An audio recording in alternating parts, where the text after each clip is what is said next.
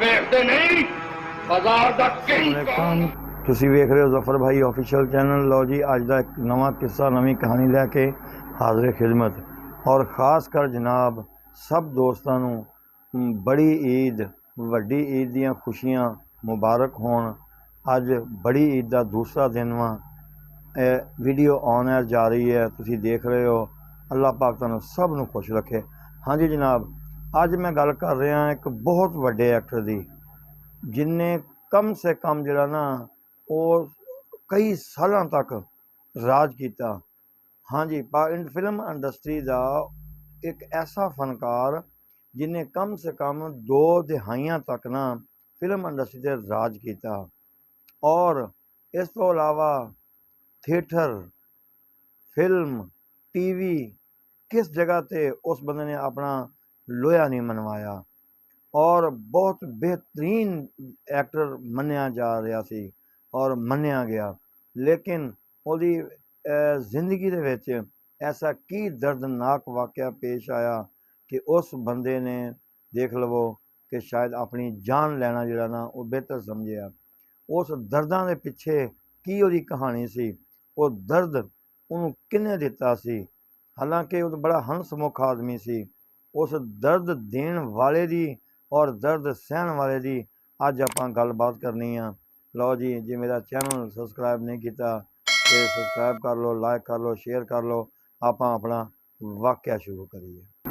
हाँ जी जनाब, मैं अज की गलबात करना चाह रहा वां कि जनाब फिल्म इंडस्ट्री का रफ़ी खावर उर्फ नन्ना साहब के बारे जनाब गल करन दा सिर्फ इस वास्ते जिहड़ा ना जरूरत पेश आई कि आखिर नन्ना साहब ने अपनी जिंदगी का खात्मा आप क्यों किया। क्या इन्ना हंसमुख आदमी वो जिन्हों जिवें कह सकते हैं कि खुदकशी ते मजबूर क्यों होया। ये पिछे की दास्तान आ, की लॉजिक आ, आपां उस ते ही गल करनी आ। आप गल कर रहे हैं। देखो जी, आखिर कोई बंदा जिंदगी का खात्मा एवं नहीं करता, कोई तो वजह होंदी है ना। देखो जी, मजबूरियां कई दफ़ा शायद बंदा इन्ना मजबूर हो जाता वा कि वो ये समझदा वा कि मैं मेरा शायद मरना बेहतर आ। वो जनाब मैनू ना एक बहुत वड्डे जिहड़े ना शायर का शेर याद आ रहा वा कि आज मरने पर जो तुला है उसने जी कर भी तो देखा ही होगा। देखा ये जाना वा कि आखिर इन्नी बेहतरीन जिवें कहते हैं कि आजाइशां दी जिंदगी नूं किन्ने परेशान किया। क्या नन्ना अदाकार जिहड़ा सी उहदी खुदकशी दे पिछे क्या नाज़ली दा कोई हथ सी। क्या अदाकारा नाज़ली ने किस कम वास्ते उन्होंने इन्ना परेशान किया, इन्ना मजबूर किया कि अदाकार नन्ना जिहड़ा सी ना उन्हें बेहतर ये समझिया कि मैं जिहड़ा ना मेरा शायद मर जाना ही बेहतर है। तो ये जनाब जिहड़ा इसां दे वाक़यात आ ना, ये बड़े अफसोसनाक भी होंदे। 1944 जनाब साहिवाल दे इलाके विच जिहड़ा सी ना अदाकार नन्ना पैदा होया। और ये एक मतवसत घराने दे नाल तल्लक ते खांदे पींदे घराने दे नाल इहदा वास्ता सी। पेशे के लिहाज नाल प्यो जिहड़ा सी वालिद साहब जिहड़े सी वो डॉक्टर सी। ठीक है जी। और नन्ना साहब कोई ये नहीं सी हैगा भी अनपढ़ ते एवें गलियां च फिरन वाला सी, नहीं। वो कहते हैं इंटर या कि इस तो भी उत्ते उहदी तालीम सी। और उस वक्त नन्ना साहब जिहड़े सी बैंक मुलाजम सी। ठीक है जी। और बैंक के अंदर जिहड़ी उहदी मुलाजमत सी ना वो भी ठीक ठाक सी, उस वेले अच्छी भली तनख्वाह होएगी। लेकिन उन्होंने क्योंकि अंदरूनी एक शोबिज़ का शौक सी ते शोबिज़ के शौक जिहड़ा सी ना वो काम तो कर रहा सी, पर उसदा दिमाग जिहड़ा सी ना वो हर वेले रेडियो स्टेशन, टीवी स्टेशन या फिल्म इंडस्ट्री वाल रहिंदा। शौक जिहड़ा सी ना आखिर उन्होंने रेडियो स्टेशन ले आया। रेडियो स्टेशन च भी उस आदमी नूं कम मिलना शुरू हो गया। मकसद थोड़ा बहुत उसका शौक जिहड़ा सी ना वो पूरा होना शुरू हो गया। तो जनाब उस शौक के तहत रेडियो स्टेशन आना जाना जिहड़ा सी ना वो लगा रहा।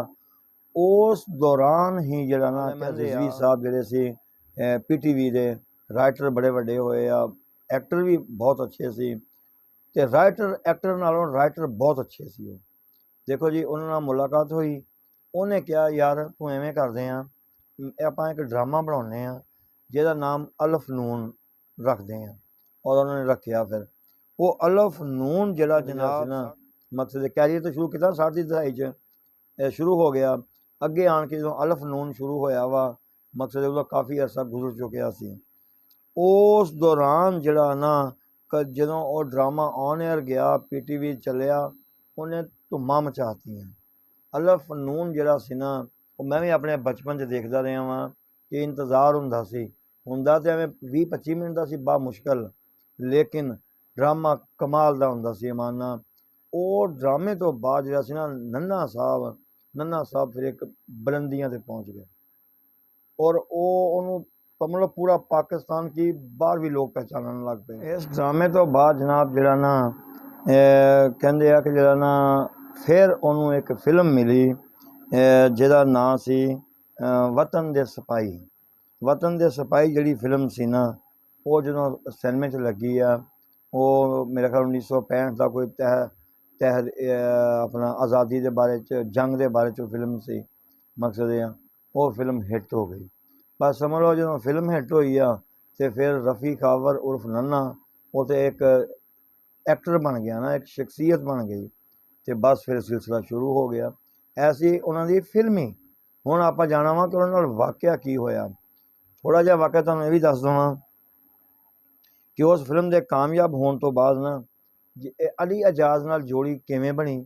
ਅਸਲ 'ਤੇ ਬੇਸ਼ੱਕ ਅਲੀ ਇਜਾਜ਼ ਸਾਹਿਬ ਜਿਹੜੇ ਸੀ ਔਰ ਨੰਨਾ ਸਾਹਿਬ, ਇਹ ਦੋਨੇ ਹੀ ਬੈਂਕ ਮੁਲਾਜ਼ਮ ਸੀ, ਬੈਂਕ 'ਚ ਮੁਲਾਜ਼ਮਤ ਕਰਦੇ ਸੀ। ਉੱਥੋਂ ਜਦੋਂ ਇਹਨਾਂ ਨੂੰ ਸ਼ੌਕ ਸੀ ਐਕਟਿੰਗ ਦਾ, ਇੱਧਰ ਆਏ ਆ ਤੇ ਫਿਰ ਪਿੱਛੋਂ ਵੀ ਉਹ ਜਿਵੇਂ ਕਹਿੰਦੇ ਲਾਈਨ ਇੱਕ ਸੀ, ਅੱਗੇ ਆਣ ਕੇ ਇੱਕ ਲਾਈਨ ਹੋਈ ਤੇ ਦੋਨਾਂ ਦੀ ਦੋਸਤੀ ਵੀ ਹੋ ਗਈ। ਫਿਰ ਇਹਨਾਂ ਨੇ ਮੇਰਾ ਖਿਆਲ ਆ ਕਿ 80 ਦੀ ਦਿਹਾਈ ਜਿਹੜੀ ਸੀ ਨਾ, ਮਕਸਦ ਜਾਂ ਸ਼ਾਇਦ ਕੋਈ ਕਮੋ ਬੇਸ਼ ਅੱਗੇ ਪਿੱਛੇ ਹੋ ਸਕਦਾ ਵਾ, ਜਦੋਂ ਇਹਨਾਂ ਦੀ ਜੋੜੀ ਬਣੀ ਆ ਨਾ ਤੇ ਫਿਰ ਤੇ ਇਹਨਾਂ ਨੇ ਕਮਾਲ ਦੀਆਂ ਫਿਲਮਾਂ ਲੋਕਾਂ ਨੂੰ ਦਿੱਤੀਆਂ ਨਾ। ਤੇ ਦੇਖੋ ਜੀ, ਕਹਿੰਦੇ ਆ ਕਿ ਇਸ ਤੋਂ ਪਹਿਲੇ ਨੰਨਾ 70 ਦੀ ਦਿਹਾਈ ਦੇ ਵਿੱਚ ਕਿ ਕਮ ਸੇ ਕਮ 170-75 ਫਿਲਮਾਂ ਦੇ ਚੁੱਕੇ ਸੀ, ਜਿਨ੍ਹਾਂ ਦੇ ਵਿੱਚੋਂ 16 ਫਿਲਮਾਂ ਸਾਲ ਦੀਆਂ ਬਣਦੀਆਂ ਸੀ। ਤੇ ਜਦੋਂ ਫਿਰ ਅੱਗੇ ਦੌਰ ਆਇਆ ਨੰਨਾ ਤੇ ਅਲੀ ਇਜਾਜ਼ ਦਾ, ਉਹ ਤਾਂ ਫਿਰ ਕਮਾਲ ਦਾ ਦੌਰ ਸੀ ਨਾ, ਉਹਦਾ ਤਾਂ ਬੰਦਾ ਗੱਲ ਹੀ ਨਹੀਂ ਕਰ ਸਕਦਾ।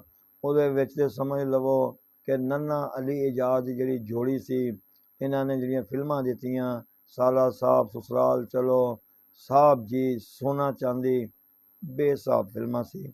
ਹੱਤਾ ਕਿ ਰਾਹੀ ਦਾ ਦੌਰ ਨੂੰ ਮਾਠਾ ਕਰਤਾ ਇਹਨਾਂ ਨੇ, ਐਡਾ ਬਿਹਤਰੀਨ ਇਸ ਜੋੜੀ ਨੇ ਕੰਮ ਕੀਤਾ।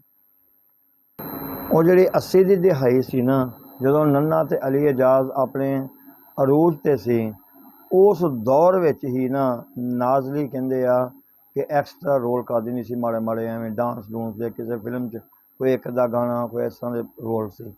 ਲੇਕਿਨ ਕਹਿੰਦੇ ਨਹੀਂ ਕਿ ਬੰਦਾ ਯਾਰ ਚੀਜ਼ ਹੀ ਐਸੀ ਆ, ਉਸ ਬੰਦੇ ਨੂੰ ਨਾ ਨਾਜ਼ਲੀ ਦੀ ਸ਼ਕਲ ਸੂਰਤ ਜਿਹੜੀ ਸੀ ਨਾ, ਉਹ ਸਮਝ ਲਓ ਕਿ ਅਟਰੈਕਟ ਕਰ ਗਈ।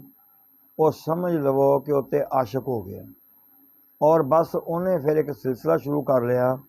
ਤੇ ਨਾਜ਼ਲੀ ਨੂੰ ਜ਼ਰੂਰਤ ਸੀ ਕਿ ਮੈਂ ਨਾ ਜੇ ਮੈਨੂੰ ਕੋਈ ਸੀੜੀ ਲੱਭੇ ਤਾਂ ਕਿ ਮੈਂ ਆਪਣੀ ਮੰਜ਼ਿਲ ਜਿਹੜੀ ਆ ਉਹ ਕ੍ਰਾਸ ਕਰ ਸਕਾਂ ਔਰ ਮੈਂ ਉਤਲੇ ਲੈਵਲ 'ਤੇ ਜਾ ਸਕਾਂ। ਉਹ ਵਿਚਾਰਾ ਇਸ਼ਕ ਕਰ ਬੈਠਾ, ਉਹਨੂੰ ਇਸ਼ਕ ਹੋ ਗਿਆ, ਉਹਨੂੰ ਸੀੜੀ ਦੀ ਜ਼ਰੂਰਤ ਸੀ। ਤੇ ਇਸ ਹਿਸਾਬ ਨਾਲ ਜਨਾਬ ਵਕਤ ਦਾ ਤਕਾਜ਼ਾ ਇਹ ਹੋਇਆ ਕਿ ਉਹ ਇਸ਼ਕ ਉਹਦਾ ਇੰਨਾ ਵਧਿਆ। ਯਾਰ ਮੁਹੱਬਤ ਚੀਜ਼ ਹੀ ਐਸੀ ਹੈ ਕਿ ਜਿਹਨੇ ਨਾ ਪ੍ਰੋਡਿਊਸਰਾਂ ਨੂੰ ਮਜਬੂਰ ਕਰਤਾ ਨੰਨੇ ਨੇ ਕਿ ਤੁਸੀਂ ਮੇਰੇ ਨਾਲ ਜਿਹੜਾ ਨਾ ਜਿੱਥੇ ਮੈਂ ਕੰਮ ਕਰਾਂਗਾ ਉੱਥੇ ਨਾਜ਼ਲੀ ਨੂੰ ਲਾਜ਼ਮੀ ਲਵੋਗੇ ਔਰ ਜੇ ਨਾਜ਼ਲੀ ਨਹੀਂ ਹੋਏਗੀ ਮੈਂ ਵੀ ਕੰਮ ਨਹੀਂ ਕਰਾਂਗਾ, ਕਿਉਂਕਿ ਨੰਨਾ ਸਾਹਿਬ ਦੀ ਉਦੋਂ ਬੜੀ ਮੰਗ ਹੋ ਗਈ ਸੀ। ਨੰਨਾ ਸਾਹਿਬ ਕੋਲ ਟਾਈਮ ਹੀ ਨਹੀਂ ਸੀ ਹੁੰਦਾ ਕਿ ਕਿਸੇ ਨੂੰ ਟਾਈਮ ਦੇਣ ਵਾਸਤੇ ਵੀ ਉਹਨੂੰ ਟਾਈਮ ਤਲਾਸ਼ ਕਰਨਾ ਪੈਂਦਾ ਸੀ। ਪ੍ਰੋਡਿਊਸਰਾਂ ਨੇ ਉਹਦੀ ਗੱਲ ਮੰਨਦਿਆਂ ਹੋਇਆਂ ਨਾਜ਼ਲੀ ਨੂੰ ਜਿਹੜਾ ਸੀ ਨਾ, ਸਮਝ ਲਓ ਕਿ ਨਾਲ ਜਿਹੜਾ ਨਾ ਉਹ ਕੰਮ ਦੇਣਾ ਸ਼ੁਰੂ ਕਰ ਦਿੱਤਾ। ਨਾਜ਼ਲੀ ਨੂੰ ਇੱਕ ਬਿਹਤਰੀਨ ਸੀੜੀ ਮਿਲ ਗਈ। ਸਿਲਸਿਲਾ ਜਿਹੜਾ ਸੀ ਨਾ ਨਾਜ਼ਲੀ ਨੂੰ ਜਿੰਨਾ ਵੀ ਕਹਿੰਦੇ ਕੰਮ ਮਿਲਿਆ ਨਾ, ਉਹ ਨੰਨਾ ਸਾਹਿਬ ਦੀ ਵਜ੍ਹਾ ਤੋਂ ਮਿਲਿਆ। ਔਰ ਨੰਨਾ ਨੇ ਅਸਰਾਰ ਕਰਨ ਤੋਂ ਕੀਤਾ ਕਿ ਮੈਂ ਇਸ ਤੋਂ ਬਗੈਰ ਕੰਮ ਨਹੀਂ ਕਰਾਂਗਾ। ਔਰ ਨਾਜ਼ਲੀ ਨੂੰ ਵੈਸੇ ਹੀ ਇੱਕ ਸੀੜੀ ਚਾਹੀਦੀ ਸੀ। ਲਓ ਜੀ, ਨਾਜ਼ਲੀ ਦਾ ਸਿਲਸਿਲਾ ਜਿਹੜਾ ਸੀ ਨਾ ਉਹ ਵੀ ਚੱਲ ਪਿਆ, ਉਹਨੂੰ ਕੰਮ ਮਿਲਣਾ ਸ਼ੁਰੂ ਹੋ ਗਿਆ। ਅਤੇ ਜਿਹੜਾ ਨੰਨਾ ਸੀ ਨਾ, ਉਹ ਤੁਹਾਨੂੰ ਪਤਾ ਹੀ ਆ ਕਿ ਨੰਨਾ ਦੇ ਕੋਲ ਦੌਲਤ, ਸ਼ੋਹਰਤ, ਇੱਜ਼ਤ ਦੀ ਕਮੀ ਨਹੀਂ ਸੀ ਹੈਗੀ। ਮਕਸਦ ਇਹ ਆ, ਉਹ ਪੂਰੀ ਤਰ੍ਹਾਂ ਇਨਵਾਲਵ ਹੋ ਚੁੱਕਿਆ ਸੀ। ਉਸੇ ਸਿਲਸਿਲੇ ਦੀ ਕੜੀ ਜਿਹੜੀ ਸੀ ਨਾ, ਮਕਸਦ ਇਹ ਆ ਇਹ ਚੱਲੀ ਕਿ ਨਾਜ਼ਲੀ ਜਿਹੜੀ ਸੀ ਨਾ ਉਹਨੂੰ ਬੜਾ ਬਿਹਤਰੀਨ ਇੱਕ ਮਕਾਮ ਬਣ ਗਿਆ। ਮਕਸਦ ਇਹ ਆ ਉਹ ਕੰਮ ਕਰ ਕਰਕੇ ਉਹ ਆਪਣੀ ਐਜ਼ ਏ ਕਮਰਸ਼ਲ ਕਾਰੋਬਾਰੀ ਕੋਸ਼ਿਸ਼ ਕਰਦੀ ਰਹੀ, ਐਜ਼ ਏ ਆਪਣੇ ਆਪ ਨੂੰ ਮਨਵਾਉਣ ਵਾਸਤੇ। ਉਹ ਵਿਚਾਰਾ ਆਪਣੇ ਇਸ਼ਕ ਦੇ ਵਿੱਚ ਮਜਬੂਰ ਸੀ ਕਿ ਕਿਸੇ ਤਰ੍ਹਾਂ ਇਹ ਮੇਰੇ ਤੋਂ ਨਾ ਦੂਰ ਨਾ ਜਾਵੇ। ਅਤੇ ਫਿਰ ਦੱਸਦੇ ਆ ਕਿ ਫਿਲਮੀ ਹਲਕੇ ਦੱਸਦੇ ਆ ਬਸ ਵਿੱਚੋਂ ਕਿ ਨੰਨਾ ਔਰ ਅਲੀ ਜਾਜ਼ ਨੇ ਆਪਣਾ ਨੰਨਾ ਔਰ ਨਾਜ਼ਲੀ ਨੇ ਸ਼ਾਦੀ ਵੀ ਕਰ ਲਈ ਸੀ, ਲੇਕਿਨ ਸ਼ਾਦੀ ਦੀ ਜਿਹੜੀ ਤਸਦੀਕ ਸੀ ਨਾ ਉਹ ਬਜ਼ਾਤੇ ਖੁਦ ਨਾ ਨਾਜ਼ਲੀ ਨੇ ਕੀਤੀ ਆ ਨਾ ਨੰਨਾ ਸਾਹਿਬ ਨੇ ਕੀਤੀ ਆ।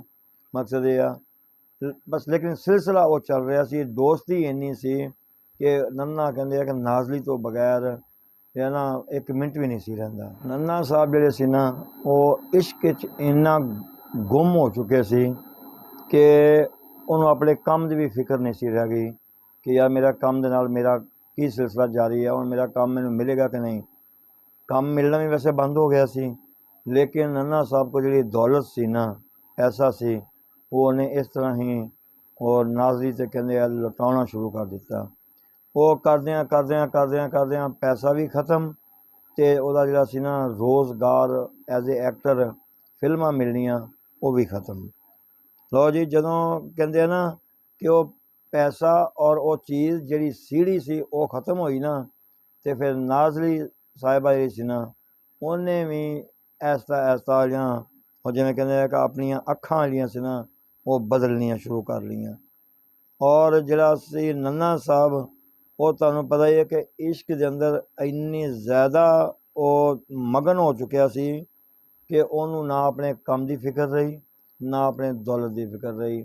ਹਾਲਾਂਕਿ ਨੰਨਾ ਸਾਹਿਬ ਕਹਿੰਦੇ ਆ ਪਹਿਲੇ ਉਹਦੀ ਸ਼ਾਦੀ ਸੀ, ਉਹਦੇ 2 ਬੇਟੇ ਸੀ, ਬੀਵੀ ਸੀ, ਅਤੇ ਲੇਕਿਨ ਉਹਨੂੰ ਕਿਸੇ ਦੀ ਵੀ ਕੋਈ ਫਿਕਰ ਨਹੀਂ ਸੀ ਰਹਿ ਗਈ ਨਾਜ਼ਲੀ ਦੇ ਪਿੱਛੇ। ਇਸੇ ਸਿਲਸਿਲੇ ਨਾਲ ਜਨਾਬ ਸਿਲਸਿਲਾ ਇਹ ਉਹ ਬਣਿਆ ਫਿਰ ਕਿ ਨੰਨਾ ਕਲਾਸ਼ ਹੋ ਗਿਆ, ਨਾ ਉਹਨੂੰ ਜਿਵੇਂ ਕਹਿੰਦੇ ਆ ਘਰ ਦੀ ਫਿਕਰ ਨਾ ਬਾਹਰ ਦੀ ਫਿਕਰ, ਕਰਜ਼ਦਾਰ ਹੋ ਗਿਆ।